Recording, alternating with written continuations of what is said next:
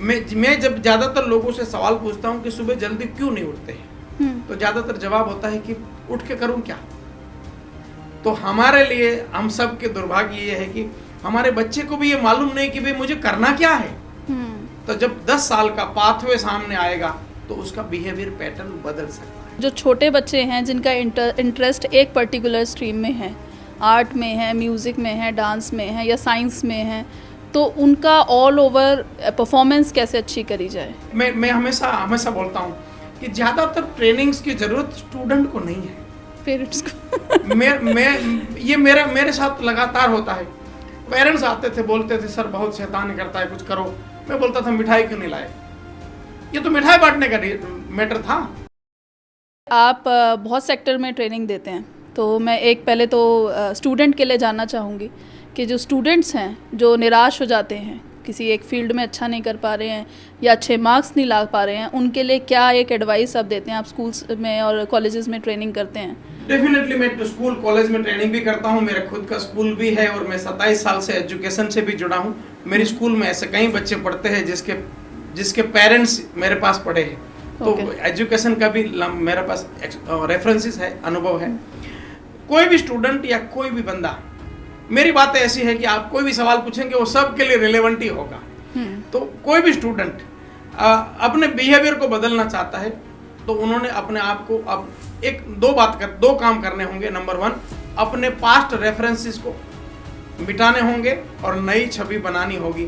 नई छवि कैसे बनेगी, एक सिंपल तरीके से बताऊं तो अगर कोई स्टूडेंट है एवरेज रिजल्ट ला रहा है या अच्छा रिजल्ट ला रहा है या फेल भी हो रहा है, अगर आज से वो एक नई शुरुआत करना चाहे, एक बड़े ड्राइंग पेपर के अंदर एक अपना शानदार खुद का पिक्चर लगाए और वहाँ नीचे आज की कंडीशन लिखे, फिर 2024 में वो कौन से स्कूल में पढ़ना चाहता है उसका नाम लिखे, 2025 में आने वाले 10 साल में वो करना क्या चाहता है, उसकी इच्छा क्या है, उसको एक बोर्ड पे लिखे और उस बोर्ड पे लिखने मात्र से वहाँ उनकी एनर्जी ट्रांसफर होगी। फिर उसको डेफिनेटली कोई ना कोई कोच की जरूरत तो होगी, लेकिन दुर्भाग्य क्या है, मैं जब ज़्यादातर लोगों से सवाल पूछता हूँ कि सुबह जल्दी क्यों नहीं उठते हैं, तो ज़्यादातर जवाब होता है कि उठ के करूँ क्या।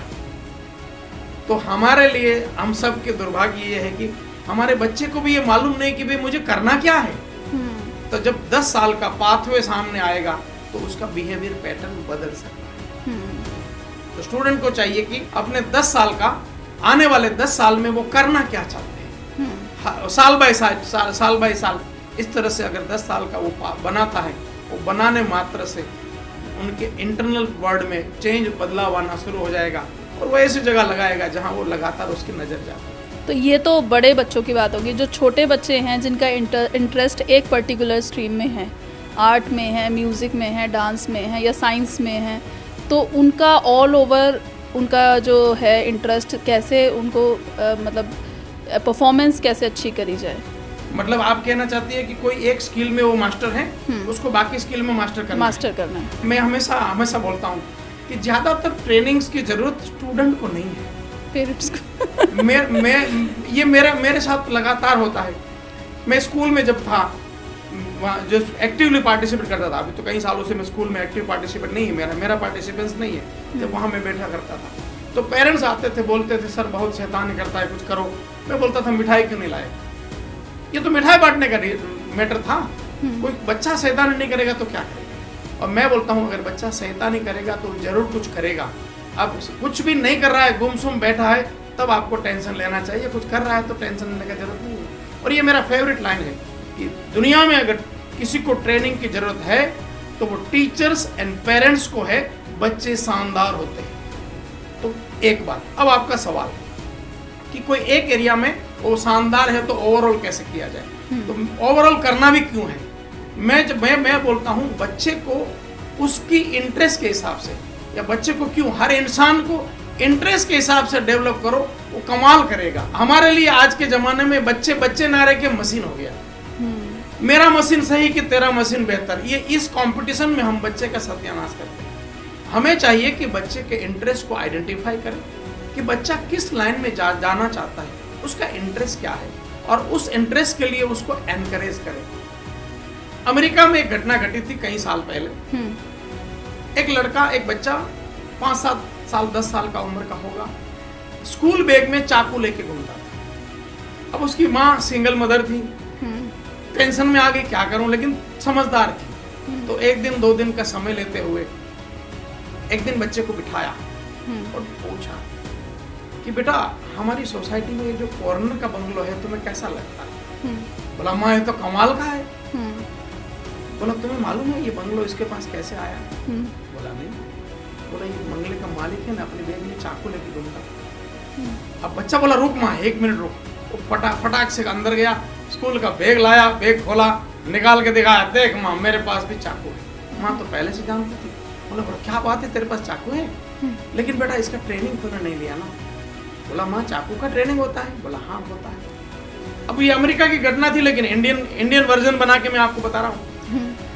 बोला कि ये जो बंगले का मालिक है ना, वो जब स्कूल में था तब बहुत मेहनत करके अच्छा मार्क्स लाया, एसएससी में अच्छा मार्क्स लाया, 12वीं में अच्छा मार्क लाया, एमबीबीएस में एडमिशन लिया, वहाँ पे भी बहुत शानदार मार्क्स लाया, फिर वो एमएस में गया, वहाँ पे भी बहुत शानदार मार्क्स लाया, और आज बहुत बड़ा सर्जन बन गया है। लोगों को टेबल पे लिटाता है, चाकू निकालता है, काटता है, रिपेयर करता है, लाखों रुपया कमाता है। इस वजह से उसका बंगलो आया। बोला वहाँ फिर तो मैं भी ट्रेनिंग लूंगा? तो बोला हाँ बेटा लेना चाहिए, लेकिन एक काम कर, तू जब तक ट्रेनिंग खत्म ना करे तब तक ये चाकू मुझे दे दे, मैं इसको संभाल के कपबोर्ड में रख देती हूँ, जब ट्रेनिंग खत्म होगा मैं तुम्हें वापस दे दूंगी। ये है बच्चे के साथ काम करने का तरीका। हम लोग अब इस कितना सहज बात थी, बच्चा हाँ खुशी खुशी चाकू दे दिया। और आज के पेरेंट्स आज के पेरेंट्स के सामने समस्या क्या है? मोबाइल सबसे बड़ी समस्या, कि हर बच्चा मोबाइल लेके घूम रहा है। क्या करूं मैं इसका मोबाइल का? तो बस मोबाइल के सामने आप कुछ भी रिप्लेस कर दो। हम लोग बड़ी गलती क्या करते हैं, बच्चे के पीछे पड़ के एडवाइस करके कभी भी आप उसको सुधार नहीं सकते, या उसको आप अपना मन माफिक काम नहीं करवा सकते। आपको साइंस के हिसाब से काम करना होगा, उनके पिक्चर बदलने होंगे। इस छोटे से बच्चे की माँ ने पिक्चर बदल दिया, चाकू के पिक्चर की जगह बंगलों का पिक्चर डाल दिया। अब 80 बिलियन न्यूरॉन्स में वो बंगले का पिक्चर अब उसको कहीं गुना एक्साइटमेंट बढ़ा दिया, उसके बिहेवियर पैटर्न को बढ़ा दिया। ये कोई कथा या वार्ता या कहानी नहीं थी, ये अमेरिका के आज के टॉप 10 में से एक सर्जन की ऑटोबायोग्राफी का टुकड़ा मैंने आपके सामने रखा। तो हमें चाहिए कि आप चाहते हो कि बच्चा फुटबॉल में शानदार हो, आप चाहते हो कि मैथमेटिक्स में अच्छा मार्क लाए, पहले तो मेरी ये बेनती है कि वो उसको फुटबॉल में अच्छा करने दिया जाए, बाकी एवरेज उसको चला लिया जाए। फिर भी आप अपने सेटिस्फेक्शन के साथ खातिर चाहती है कि बच्चा थोड़ा अच्छा कर ले, तब उसको आप बता सकते हो कि तू मैथ्स में इस बार ये जो इतना मार्क्स लाएगा ना, मैं फिर नया फुटबॉल लेके देने वाली हूँ, मैं तुम्हारा फुटबॉल कोचिंग यहाँ करने वाली हूँ। उस तरह से आप बच्चे को एनकरेज कर सकते हैं। बिल्कुल सर, बहुत शानदार बात आपने बताई कि बच्चे की परफॉर्मेंस हम किस तरीके से चेंज कर सकते हैं।